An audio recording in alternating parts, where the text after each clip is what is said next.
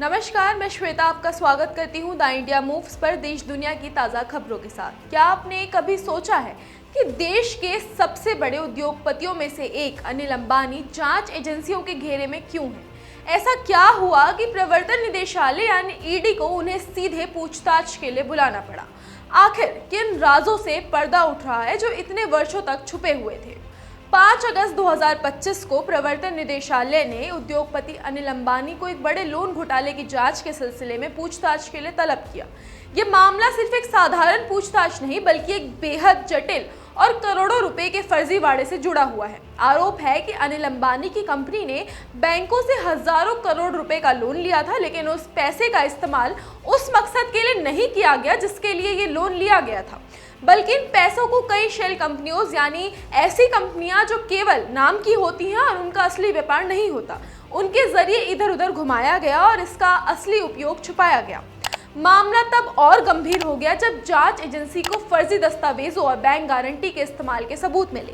ED ने हाल ही में इस केस में पहले गिरफ्तारी की जब BTPL नाम की एक कंपनी के मैनेजिंग डायरेक्टर पार्थ सारथी बिस्वाल को अरेस्ट किया गया। जांच में सामने आया कि रिलायंस पावर ने इस कंपनी को करीब 5.4 करोड़ रुपए दिए थे ताकि फर्जी बैंक गारंटी बनाई जा सके। ये फर्जीवाड़ा उस समय हुआ जब रिलायंस पावर एक सरकारी टेंडर में हिस्सा ले रही थी, जिसके लिए बैंक गारंटी दिखाना जरूरी था। इसके लिए BTPL को हायर किया गया, लेकिन जांच में सामने आया कि जो गारंटी लगाई गई थी वो पूरी तरह नकली थी। इसमें SBI के नाम से फर्जी दस्तावेज तैयार किए गए थे और ईमेल के जरिए दिखाने की कोशिश की गई कि यह गारंटी असली है। अब ईडी ये पता लगाने में जुटी है कि इस पूरे घोटाले में किसका कितना बड़ा रोल था, पैसे कहां से आए और कहां गए। इसके लिए अनिल अंबानी के अलावा उनकी कंपनियों के 6 टॉप अधिकारियों को भी पूछताछ के लिए बुलाया गया है। सबसे चौंकाने वाली बात यह है कि इस नए मामले के खुलासे के बाद ईडी ने अनिल अंबानी और उनकी बाकी कंपनियों से जुड़े पुराने मामलों की भी फाइलें फिर से खोल दी है। इनमें सबसे बड़ा मामला रिलायंस कम्युनिकेशन लिमिटेड यानी आरकॉम से जुड़ा है, जिस पर 14,000 करोड़ रुपए के लोन फ्रॉड का आरोप है। इसके अलावा ईडी ने 39 बैंकों को नोटिस जारी किया है और उनसे पूछा है कि जब ये लोन NP यानी नॉन परफॉर्मिंग एसेट में बदल गए यानी पैसा डूब गया, तो बैंकों ने समय रहते संबंधित एजेंसियों को जानकारी क्यों नहीं दी।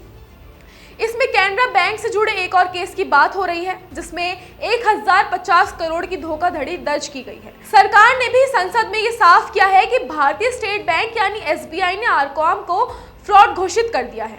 इस पूरी कहानी में हर मोड़ पर एक नया खुलासा सामने आ रहा है और अब सबकी निगाहें ईडी की जांच पर टिकी है। क्या अनिल अंबानी इस बार कानून के शिकंजे से बच पाएंगे? क्या ये महज शुरुआत है और आने वाले वक्त में और भी बड़े नाम सामने आ सकते हैं?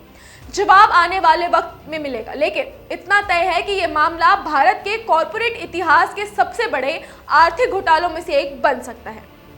फिलहाल के लिए बने रहिए द इंडिया मूव्स के साथ आज की ताज़ा खबरों के लिए, और वीडियो पसंद आई हो तो लाइक और शेयर करना ना भूलें।